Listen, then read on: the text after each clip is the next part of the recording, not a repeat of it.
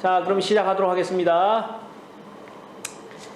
자, 제3대 총독인 사이토의 그 비밀 문서에 보면은, 겉으로는 지금 조선인들에게 더 많은 자유와, 그 다음에 경제적인 어떤 그 나름대로의 뭐 실력의 어떤 양상을 이제 보여준다고 했지만은, 실제 내면에서는 조선인들의 3.1운동에 의해서 고양된 민족해방운동의 역량을 이제 약화시키기 위해서 당시에 다양한 계층에서 친일파를 양성하려고 한다, 양성하고자 한다 라고 하는 것이 20년대 이후에 일본이 내세웠던 문화정치의 본질이었다.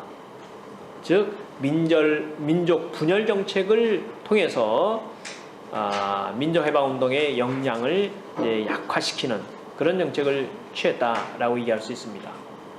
이제 유인물의 이제 18페이지에 보시면은 일제는 이러한 친일 단체를 통해서 조선 민족에게 혹은 조선 민중에게 민족 개량주의의 사상을 침투시켜서 식민지 지배에 협조하게끔 하는, 협력시키게 하게끔 하는 이제 방책을 취했다라고 얘기할 수 있고, 그렇기 때문에 이제 민족 부르주아지 당시에 의 상층부들은 문화 정치에 이제 현혹이 되어 가지고 민족 개량주의에 빠져서 일본 제국주의에 타협하거나 혹은 민족 그 당시에 독립운동을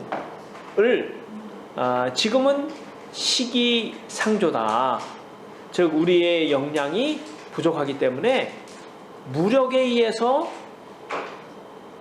일본과 무력에 의한 일본에 대한 저항이라든지 이런 것은 시기상조다. 그렇기 때문에 정치운동 대신에 문화운동, 자치운동, 물산장려운동, 생활개선운동을 이제 전개하게 되었다라고 하는 것이죠.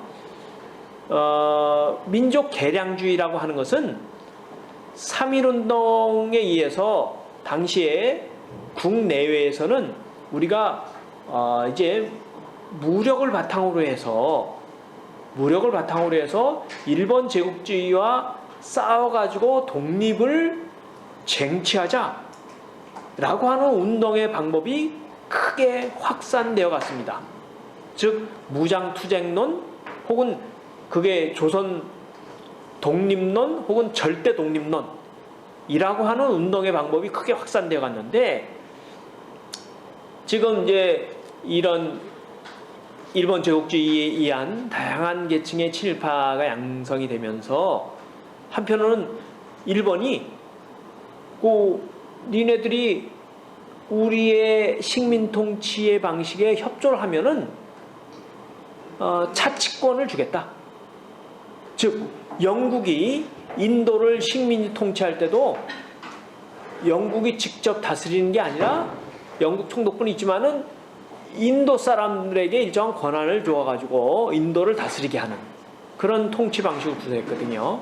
그러니까 당시에 이 민족 독립운동가 일부에서도 일본에게 요청을 해서 조선은 조선인들이 다스리게끔 이렇게 하자라고 하는, 이제 소위 말하면 그걸 자치운동을 청원하는 것이죠. 일본에 이제 그렇게 요구를 해서 조선을 다스리는 건 조선인들 하게끔 하자, 이런 운동의 방법으로 이제 취하게 된다든가 이런 형태로 나타나게 되었고, 그래서 먼저 지금 힘을 바탕으로 해서 일본과 투쟁을 하는 것은 우리의 역량상 이게 지금 우리가 그럴 만한 능력이 없다. 그래서 독립운동의 방법을 선실력 양성 후 독립론이라고 하는, 먼저 우리가 실력을 키우고, 그래서 이제 경제적인 어떤 실력을 키워서 물산장려운동을 펼친다든가, 그 다음에 우리가 생활개선운동, 우리 국민들이 지금 무지하니까 이제 우리 생활 방식이나 이런 것도 이제 다 근대적인 형태로 바꿔서 우리가 경제적, 문화적 힘을 키워가지고 일정한 시기가 되어서 우리가 그 힘을 바탕으로 해서 일본에게 독립을 이룰 수 있도록 하자라고 하는 운동의 방법을 주창하게 되었습니다. 이제 그런 당시에 이 민족 부르주아지 중에 일부는 그런 운동의 방법을 제시하게 되었다라고 얘기할 수 있어요. 일본은 내적으로는 1920년대 이후에 이제 조선을 영구히 지배하기 위해서는 무력에 의한 통치로는 영구히 지배할 수 없구나. 조선은 문화민족이기 때문에 무력으로 진압해 가는 것은 이미 통치한 지 10년 만에 한계를 드러나게 됐단 말이지. 그래서 조선인들이 전국 방방곡곡에서 거적적으로 반대 시위를 했으니까 3일 만세 시위를 이제 벌였으니까 이제 무력에 의해서 진화하는 것은 이건 한계가 있다는 것이 드러나게 되었어요. 잘못되었다. 드러나게 되었습니다. 그래서 이제 조선을 영구히 지배하려면은 이제 조선의 소위 말하면 사상과 역사 이런 것을 이제 나름대로 체계해 가지고 그것을 조선인들에게 이제 가르쳐서 조선을 그래야지만 영구히 지배할 수 있다라고 하는 형태를 띄었습니다. 그래서 일본에서는 동경제국대학 교수뿐만 아니라 경성제국대학의 그런 이제 당시의 교수 지식인들을 동원해서 조선의 역사관을 체계합니다. 그것이 소위 1920년대에 정립되는 식민사관이고, 식민사관의 요체가 가장 중심적인 내용은 처음엔 일선동조론이었고, 이것은 일본과 조선은 원래 조상이 하나였다. 똑같았는데 하나였는데 그것이 이후에 들어오면서 이제 조상이 나눠졌기 때문에 그런데 일본 제국주의가 식민지를 통치하면서 이제 그 일선 동조론, 일본과 조선이 조상이 같았던 것이 지금 합치가 되는 것이다. 이렇게 이제 설명을 한다든가. 두 번째는 타율성론이라고 해서 조선은 원래 지리적으로 반도고 또 힘이 약한 국가였기 때문에 항상 북쪽으로는 대륙의 국가, 즉 뭐 중국이라든지 이런 것이고, 남쪽으로는 해양의 국가에 의해서 나름대로 그 힘에 의해서 타율적으로 역사가 발전해 왔다. 그 힘에 크게 영향을 받아가지고 발전해 왔다라고 하는 타율성론을 정리한다든가. 세 번째는 경제적으로는 조선은 이제 정체되어 있었다라고 하는 정체성론이, 이런 이제 세 가지 의견을, 세 가지 견해를 중심으로 해서 조선의 역사관을 체계하게 되죠. 물론 그것 말고도 예를 들면 조선의 반도성론이라든지 뭐 이런 여러 가지 어떤 또 나름대로 조선의 어떤 그 이제 그 성격이나 품성이 이제 뒤떨어져 있다라고 하는 부분들이 이제 그런 부분을 주장을 하지만은 그 식민사관의 가장 중요한 그 부면은, 중요한 측면은 이 세 가지였다라고 얘기할 수 있습니다. 이 세 가지는 단시간 내에 이루어진 것은 아니고, 그것은 일본이 이미 1905년서부터 조선을 통감부로 지배하면서부터 그런 철저한 이제 작업이 수행되어 왔다라고 얘기할 수 있습니다. 그래서 1906년서부터 7년까지는 부동산법 조사회라고 하는 데서 조선의 부동산 현황과 부동산의 관행 이런 걸 조사했고요. 1908년부터 10년까지는 법전조사국에서 조선의 관습을 조사했습니다. 그걸 이어받아서 1910년부터 11년까지는 조선총독부 취조국이라는 데서 조선의 관습이나 혹은 농촌의 관행이나 뭐 이런 것을 조사해갖고, 12년부터 16년까지는 조선총독부의 참사관실에서 그런 부분을 조사해갖고, 7년 이후에 37년까지는 조선 총독부 중추원이라는 데서 조선 총독의 여기는 이제 자문기관인데 거기에서 조선의 친일파 지식인들을 여기에 배치해서 조선의 관습, 관행, 예를 들면 동족불학이라든지 결혼이라든지 가족이라든지 이런 것을 조사해 가지고 약 7,000권의 책을 발행합니다. 그래서 그것을 바탕으로 해서 1935년에 조선사라고 하는 책을 조선사 편수회라고 하는 데서 35권으로 편찬합니다. 그래서 그것에 의해서 완성된 것이 조선의 식민사관이에요. 그래서 그 논리가 너무 그 당시에서는 광범하고 철저하고 체계적이었기 때문에 조선의 지식인들이 그것에 대해서 반론을 제기한다든지 이런 것이 어려웠어요.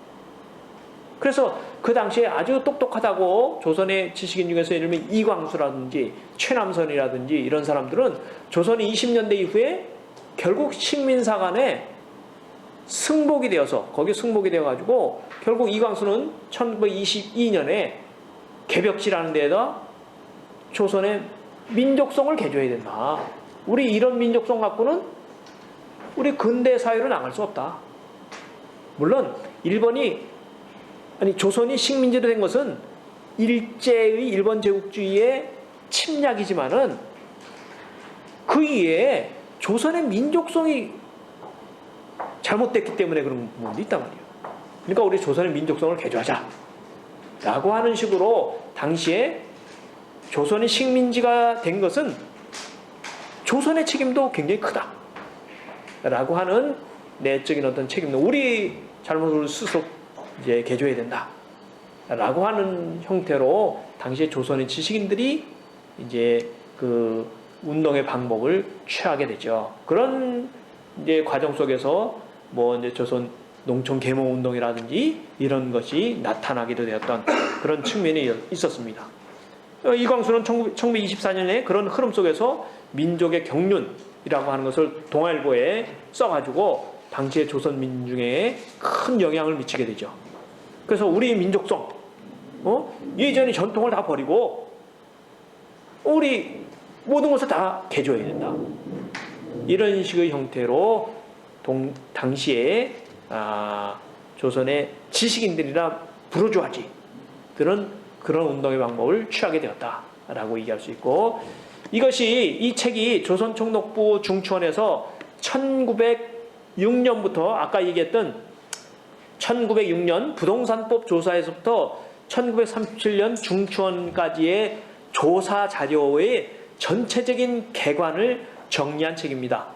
그게 이제 이 책입니다. 이게 조선 총독부 조선 구간 제도 조사 사업 개요해서 1906년서부터 37년까지 어떻게 일본이 조선의 부동산뿐만 아니라 조선의 관습이라든지 조선의 무슨 가족 관계, 그다음에 전통의 예를 들면 동족불학이라든지 계 이런 것들이 어떻게 되었는가를 조사한 개관이고 이것에 의해서 한 7,000여 책 이제 발간이 됐죠. 단행본만 해도 하여튼 그 현황을 여기서 이제 정리를 한 겁니다. 자, 그것에 의해서 조선의 민족성을 체계하고 그것이 엄청난 하여튼 작업이었기 때문에 조선의 뛰어난 지식인이라고 하더라도 그 논리를 깰 수가 없었다. 그래서 심지어 그 일본 제국주의의 식민사관이라고 하는 그 논리는 해방된 이후에도 1950년대까지 또 조선의 역사를 설명하는 중요한 역사 인식과 중요한 설명 틀이었습니다. 일본 제국주의에 의한 식민사관이 극복이 된 것은 1960년 이후에 들어왔었다. 1960년에 4.19 혁명이라든지 이렇게 근대 들어오면서 일본 제국주의에 의한 식민사관이 비로소 이제 비판되면서 극복이 된 것은 1960년대 이후였다라고 얘기를 할 수 있습니다. 자, 이제 세 번째로는 일본 제국주의는 1920년 이후에 문화정치라고 하는 통치 방식의 변경을 통해서 아까 얘기한 것처럼 3.1운동에 의해서 고양된 조선인들의 민족해방운동의 역량을 분열 내지는 약화시키는 어떤 그런 통치 방식을 취했고, 구체적으로는 그 조선총독부는 어떠한 정책을 추구해 갔느냐라고 하는 부분을 한번 살펴보도록 하겠습니다. 그것이 먼저 농업 부분에서는 1920년대에 가장 중점을 두었던 정책은 산미중식 개혁이었고, 공업 부분에서는 이제 1910년에 조선의 회사나 공장을 설립할 때 다 조선 총독의 허가를 받아야 된다라고 하는 회사령을 공포했었는데, 일본 제국주의가 1914년부터 18년까지 제1차 세계대전 때 일본 제국주의가 큰 이익을 받습니다. 그래서 그때 일본의 재벌들이 제1차 세계대전을 계기로 해서 그들이 경제적으로 확대를 해서 동남아시아 시장으로까지 확대가 되었어요. 그래서 많은 재벌들이 출연하게 되었습니다. 그래서 많은 자본들이 이제 축적되게 되었고, 그래서 이제는 일본 자본가와 조선인 산업 자본가는 경쟁의 대상이 아니었어요. 그래서 조선에서는 이제 회사령을 철폐합니다. 철폐하더라도 일본의 독점 재벌가들이 조선에 진출을 해오는데 하등에 오히려 회사령 자체가 그게 족쇄가 되었다. 조선 총독의 허가를 받게 하지 않더라도 일본 독점 자본가들이 마음대로 조선에 이제 진출해 와서 조선인 자본가와 경쟁을 하더라도 충분히 그들이 이제 능가할 수 있을 만한 자본을 가졌기 때문에, 그렇게 해서 농업에서는 산미증식 개입, 공업에서는 회사령의 철폐를 통해서 이제 조선을 소위 이제 식민지로서 식량 원료의 공급기지와 일본의 자본재 상품의 판매 시장으로서 확고하게 구축하게 되었던 시기가 1920년대다 라고 얘기할 수 있습니다. 그 정책에 대해서 지금부터 한번 살펴보도록 하겠습니다. 첫 번째, 농업 부분. 농업 부분에서는 1910년대는 토지조사 사업을 행해서 조선의 토지나 삼림들을 다 조선 총독부의 토지로, 그래서 전체 토지의 40% 이상이 전부 조선 총독부의 토지가 되었어요. 국유지가 되었습니다. 그렇고 삼림은 거의 80~90%가 조선 총독부의 삼림이 되었어요. 그렇게 되었고, 그걸 바탕으로 해서 1920년대는 산미증식 계획을 행하게 됩니다. 그 1910년대는 농업 부분에 있어서 전번에 살펴본 것처럼 중요한 정책은 조선의 쌀과 면화, 양잠하고 소, 이 부분을 일본의 품종으로 전부 바꿨다라는 얘기했어요. 그래서 쌀도 우리나라에는 원래 3000년 전간 기후와 풍토에 맞게 이렇게 그 농사를 지어왔던 그런 역사적인 경험이 있기 때문에 약 수백 가지의 쌀 품종이 있었어요. 근데 그것이 일본의 8, 9개 품종으로 1910년대 다 바꿔지게 됩니다. 만약 조선인 농민이 예전에 전통적인 쌀 품종을 만약 모짜리에 심었다가는 일본 헌병경찰들이 와가지고 그 모짜리를 다 밟아놨어요. 그 헌병경찰들이 다 그 소위 무단 농정을 펼치는데 중요한 그 현장의 감독자가 되었다. 면화나 양잠도 그 예전에 재래면은 그게 공장의 연료사로 부적절했어요. 재래면은 실의 굵기가 달랐기 때문에. 그래서 그것을 미국에서 가져온 육지면으로 다 대체한다든가 이런 형태들이었습니다. 자, 그래서 그걸 바탕으로 해서 1920년대는 완전히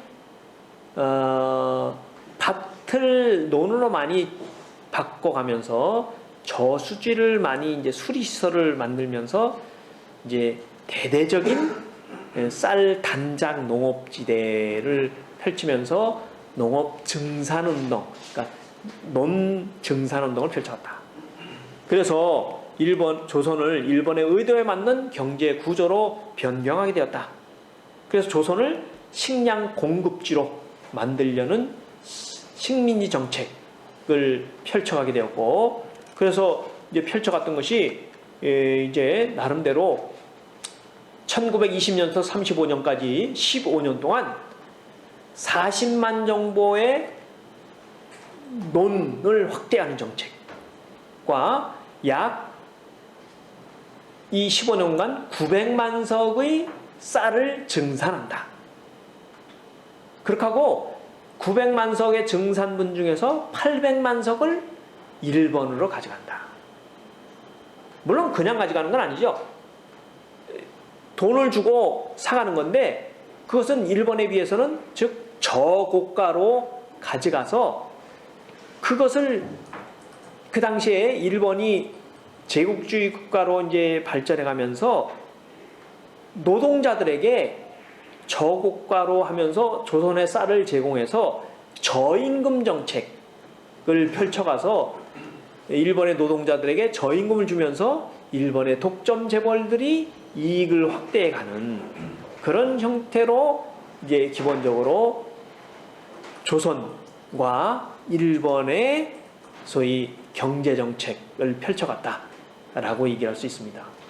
물론 이 삼중식 계획이 계획대로 되지는 않았어요. 계획대로 되지 않았지만은 실제 계획에도 못 미쳤지만은 처음 목적했던 일본의 식량 공급 목적은 굉장히 달성한 그런 형태를 띠게 되었습니다.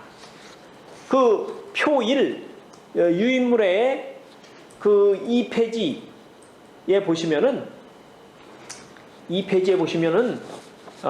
거기에 표 1에 1920년서부터 1928년까지의 쌀 생산량과 그 증가된 생산량 중에서 얼마나 일본으로 수출해 갔느냐 하는 것을 볼 수 있습니다. 즉 1920년에 전국의 쌀 생산량이 1270만 석이었어요. 표 1을 한번 보시면요. 그 중에 일본으로 수출해 간 양은 175만 석이었습니다. 약 한 15% 정도 됐죠. 그러나 1928년에 보시면은 1730만 석으로 증가했어요. 그 중에 수출해 간 것은 740만 석이었습니다. 이제 그런 식으로 확대해 갔다. 죄송합니다.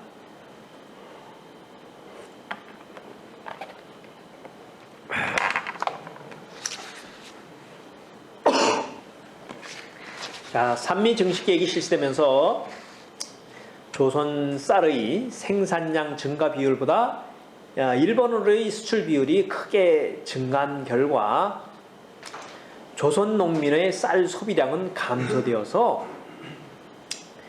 그래서 조선 농민에게는 일본이 만주에서 좁쌀을 수입하든가 혹은 동남아시아에서 특히 이제 베트남에서 안남미라고 하는 쌀을 수입해 가지고 조선 농민들에게 쌀을 공급했습니다. 그러니까 조선 농민들은 쌀을 많이 증산했지만은 증산량 이상으로 일본으로 수출해 갔기 때문에 오히려 조선인 1인당 쌀 소비량은 감소되게 되었다. 그 표 1에 보시면은 1920년에는 농민 1인당 쌀 소비량이 0.63두였는데 오히려 28년에는 많은 쌀을 생산했음에도 불구하고 조선 농민의 1인당 쌀 소비량은 오히려 줄어들게 되었어요. 그것은 시기가 더 30년대 이후에 갈수록 더 줄어들게 되는 그런 형태를 띠게 되었습니다. 그래서 그 부족분은 만주에서의 어떤 좁쌀이라든지 혹은 베트남에서의 쌀, 그건 조선의 쌀보다는 덜 찰진 쌀이죠. 안남이라고 해서 그런 것들을 이제 공급하게 되었다라고 얘기할 수 있습니다. 이게 즉 20, 30년대 이게 군산항입니다. 그 항구마다 군산항, 목포항 이런데 이렇게 이제 쌀을 그 창고들을 항구에다가 쌀 창고에 이게 다 쌀 창고를 쫙 거기서 설립을 하고 여기 항구 바로 앞까지 철도를 이렇게 부설을 했습니다. 그래서 거기까지 철도가 와서 이 쌀들을 이렇게 이제 비축했다가 이게 일본으로 수출해가는 양상이죠.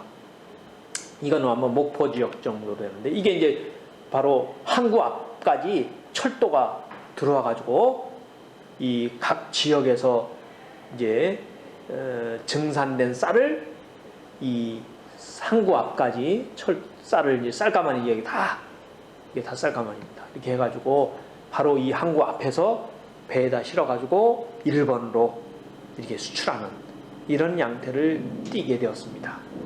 그러니까 조선인들은 많은 쌀을 증산했음에도 불구하고 그것의 혜택을 이렇게 받지는 못했다라고 얘기할 수 있습니다.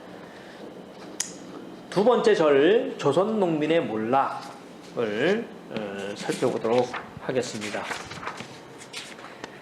1920년대 이후에 산미증식계획은 20년서부터 원래 제1차 계획은 35년까지였어요.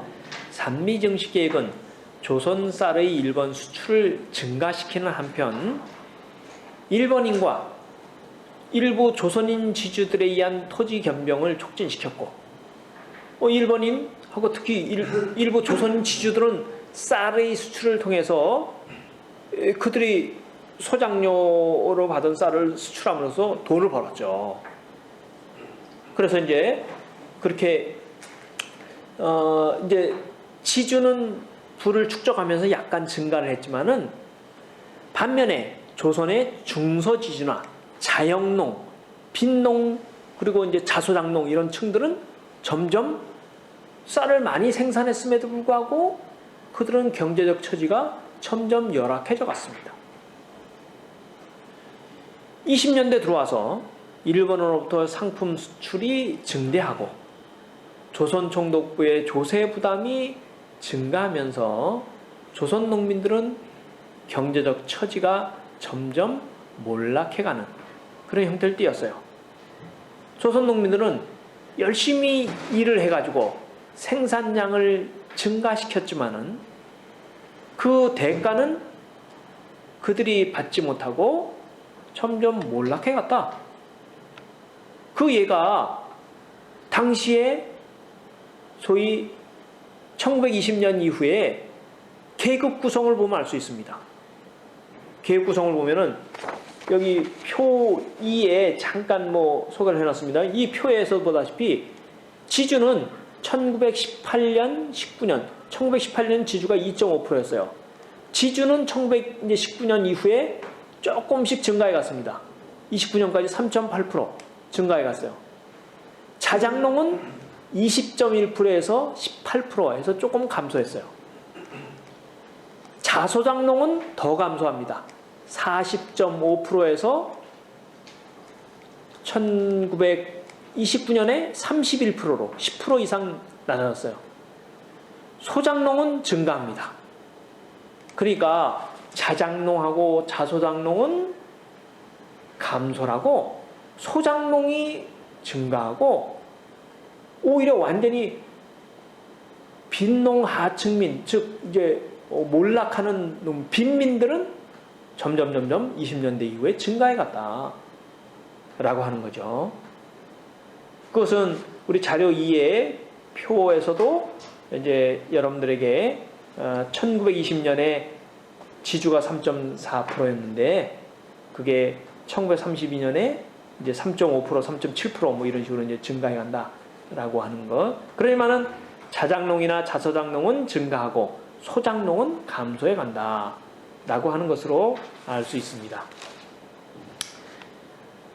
자, 그렇게 해서 조선 농민들은 빈궁화하거나 거린화하는